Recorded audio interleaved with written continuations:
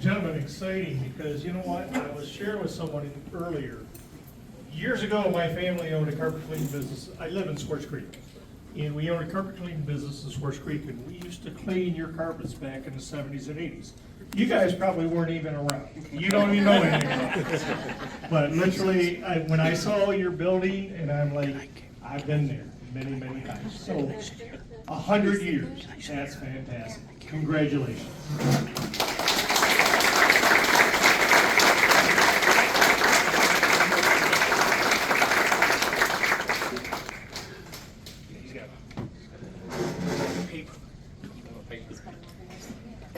Thank you, everybody. We're deeply honored to receive this momentous award for Terex Simplicity team.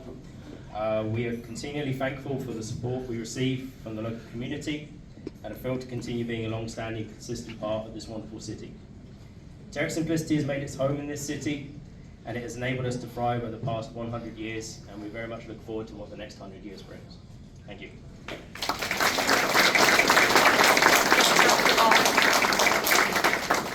Dr. Brian Boggs has a proclamation from the county.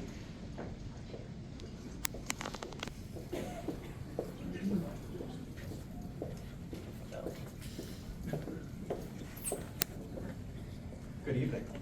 On behalf of the Shiawassee County Board of Commissioners, we'd like to present to you this proclamation for 100 years of service to the community. In particular, we want to highlight your hardworking spirit, your resilience, and the industrious nature that has come to define our region. Thank you.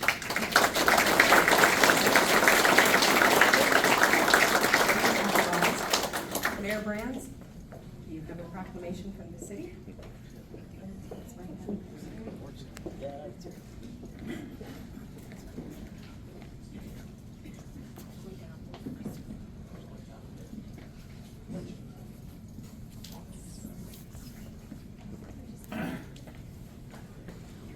We're always so organized when it comes to proclamations. On behalf of the city of Durand, I'd like to present to you this proclamation of the city. 100 years.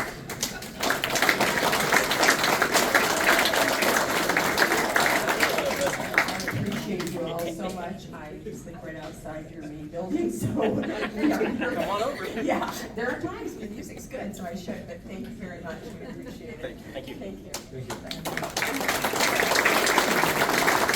Now I'd like to introduce Cameron Horvath, our city manager, to say a few words about the last year in Durand.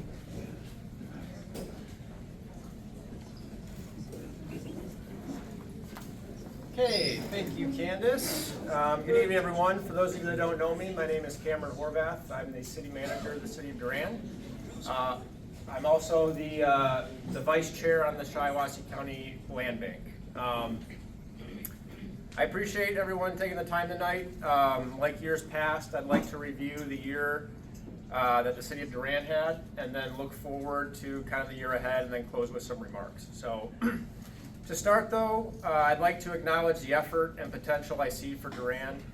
As I look around the room, I see a lot of community partners who certainly contribute to the progress we're making, and from the chair I sit in, I get a good perspective of what goes on in the city.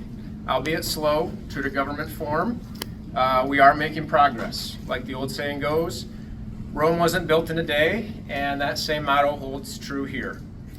It starts small and slowly. Could be a singular new business, a new volunteer group, an event, a headline, a council decision, etc.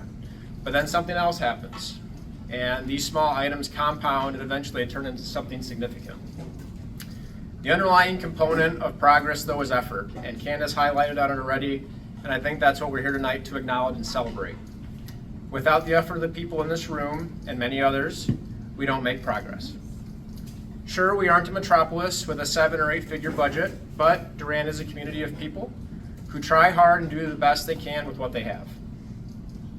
From the city side, I can attest that the same effort exists within the walls of City Hall. Believe me, we would love for nothing more than to wave a magic wand and have all new roads, equipment, infrastructure, parks, the list goes on. It would certainly make mine and the council's job way easier. We know, however, that's not reality. And between the city council, the staff at City Hall, we're working to try to do what we think is in the best interest for the community and provide. It's an easier task said than done. And with a small staff and limited resources, it's difficult, to say the least. But here again, we land on effort. We try to think creatively and about future generations. Sometimes that means sacrificing the present for the future. Other times it's millages or rate increases, everybody's favorite topic. Bottom line is, as a community, I believe we're taking steps in a positive direction towards the future. It just may not be tomorrow. With that, let's take a look at some of the things we accomplished in the last year. So the city, in the past year, we completed a $2.5 million wastewater treatment project.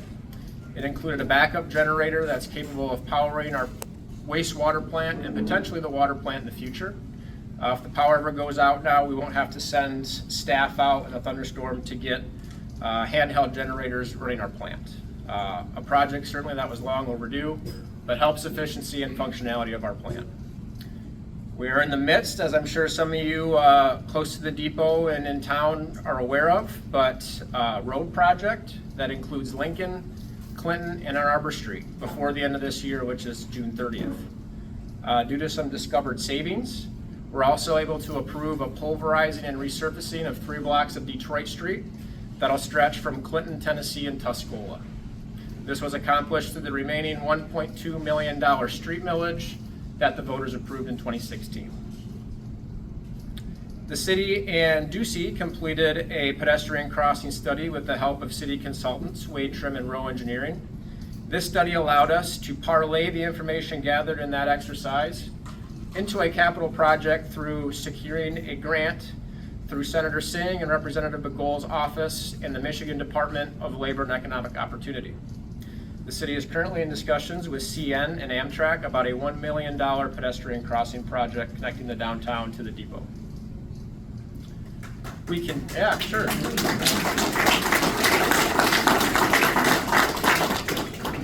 We are continuing to work towards getting money for the Trumbull Park project. It is still a project. However, the red tape associated with federal money is more than I can say I anticipated. So, although slow, we are working towards that, starting that project. The buildable side of Creek Point, which is a subdivision on the south side of town, if you guys don't know, went belly up in the early 2000s. That project is nearly complete with a developer called Allen Edwin Homes, who's been building homes for the last 3 years. Over the past 3 years actually have marked the busiest and most successful years in terms of new home building in the city due to that project. More to come on that in a minute. The city also finalized the expenditure of our ARPA dollars. As a reference to the breakdown of what the city used those monies for, we used them for lead service replacement, a mandate by the state of Michigan, IT and cyber updates for City Hall and our wastewater and water plant. We purchased a new police vehicle. We purchased a new DPW vehicle. We replaced City Hall's roof that was leaking. We're installing public downtown Wi-Fi. And we completed a renovation in conjunction with them for a new roof and facade. If you guys haven't seen it, I highly encourage it. It's a beautiful building. It's the Wi-Fi. Big deal.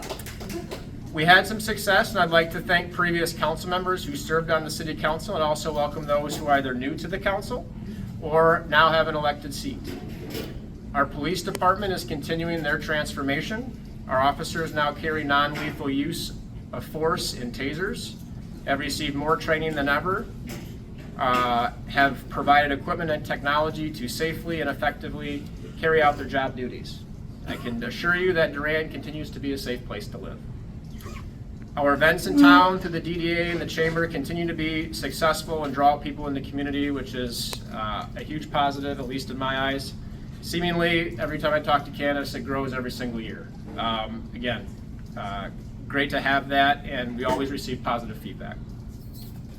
The city and NERMI continue their partnership in Diamond District Park, and we've made plans to add and improve Iron Horse Park through the addition of a refrigerated car, hopefully coming soon.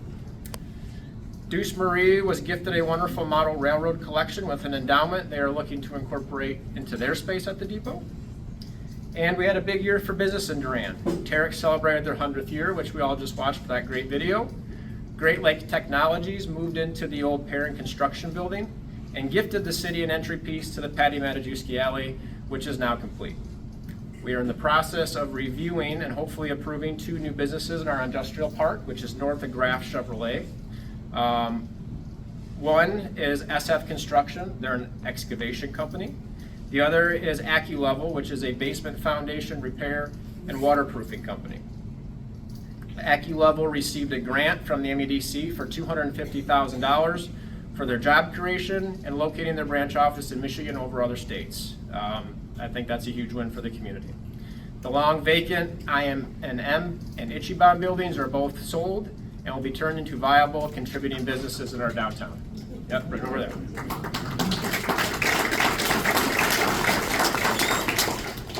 While it has been in the works for a while, the Durand area schools unveiled its Performing Arts Center, which features a stage, auditorium, practice rooms, green rooms, and much, much more. And we successfully passed an ambulance millage, thanks to all of you, that will maintain ambulance service in the city. So that's a look at some of the things we accomplished over the past year. I'd like to now switch gears to the year ahead. So 2 big things, and I have to give credit where credit is due. The creation of the Shiawassee County Land Bank and Brownfield have been huge assets, not only to the community, but to the city of Durand. Without the creation of those 2 things in the county with Justin Horvath and Brian Boggs, the county and actually, quite frankly, Durand would be missing out on millions of dollars worth of grant funding. So that's huge. We've had 2 successful grant applications that, again, this is hot off the press, just happened within the last week or 2, through MISTA, totaling over $2 million coming to Durand for housing-related projects. The first will be the completion of the rest of Creek Point. So for those of you that have been down there, there's a side with road and infrastructure. There's a side that's currently a vacant field. MISTA is giving us just over $500,000 to put in the infrastructure for that. And Alan Edwin will be completing 17 new homes on that side of that subdivision, again, which is huge. That project can't happen without that. To be honest, the city is never going to have the money to put into infrastructure like that. So again, that project doesn't happen without the help of all of our partners. The second, and I don't know if many of you know this, but along Reed Road, there's about 190 acres that is owned by the city. It's been marketed over the years. We've had people come kick the tires on it. Nothing's ever really stuck. And that's largely because there's no infrastructure there. There's no water, there's no sewer, there's not a good way to access the site. Again, through a successful grant application, MISTA will be supplying us $1.5 million to bring utilities to that site. And again, another 17 homes, 9 of which will be geared towards workforce housing. So 2 things that happened just recently that I would consider to be big wins for the city. In the next year, the city is again pursuing clean water state revolving fund dollars to help eliminate cross connections we have in the city, which are stormwater that infiltrates our sanitary sewer and causes us problems at our wastewater plant. We found a pretty major one up in the college sub, and we'd like to update some of our electronic components at our wastewater plant. This project is part of an effort to make progress on an administrative consent order that the city's been under from Eagle for quite a while now. Depending on when some of the loose ends are tied up with Trumbull Park, there's a chance that project will start in the next fiscal year, and same for the pedestrian crossing. However, still quite a few things to sort out with that project, but again, keep your eyes peeled for those 2 things coming. The city's going to maintain focus on repairing equipment that's vital to city function. We have a lot of stuff at the city, whether it's at the wastewater plant, water plant, there's mechanical parts, electrical components. Seemingly they're all aging and constantly need repair and updating, so those remain a priority for us. And then also we're in the midst of exploring a new municipal well system. So that's the year ahead. To kind of close here, just want to summarize a little bit what's happened in the city and what we look forward to. Again, I will add that This isn't me brown nosing because some of them are in the crowd, but the city council does not take decisions lightly. After all, they are residents too. If the decisions they make affect them just the same as everybody else. They've been elected to represent your voice. Sometimes they are left to make the very hard decisions, which I appreciate because I don't have to do it. But it is out of necessity, and I can attest to that. Another quick note I would like to make is about grants. I hear a lot of conversation about grants, and sometimes, seemingly, I think the idea that people have is it's like Publishers Clearinghouse. Maybe not the legal drama that came with it, but they expect Dave Sayer and Todd Sloan to show up at City's Hall doorstep with a big check that says, "Congratulations, you got $1 million." It's not quite how it works. The city is very selective on what grants we apply for. We look for things we feel like we have the best opportunity to get granted, or ones that are easy for our staff to handle.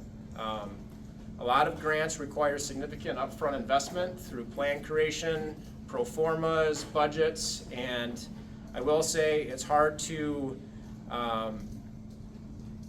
spend subjectively or hoping to get money when we have things in the here and now that need to be addressed. So we do go after them. We're not always successful, but as you heard, we have hit on a couple of them.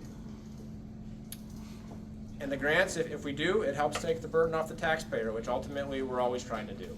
I think that's it for me for now. I want to thank you all again for your contribution for the city. It helps make Durand what it is, especially to those individuals and organizations that were recognized tonight. So thank you, everybody.